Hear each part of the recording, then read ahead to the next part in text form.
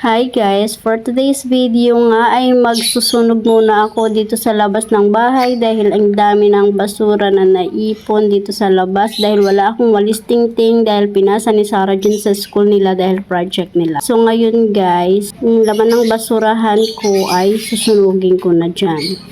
Shout out nga pala kay Jim Baksal from South Korea, watching from South Korea papuntang North Korea. Annyeonghaseyo!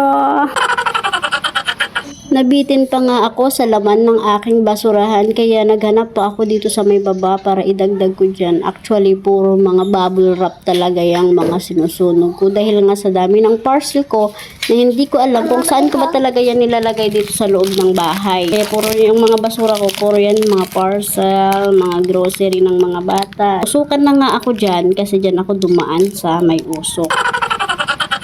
Kailangan ko daw kasi talaga mausukan. So, ayan, babalik ako ulit. Kasi hindi ko alam kung saan pa ako pupunta.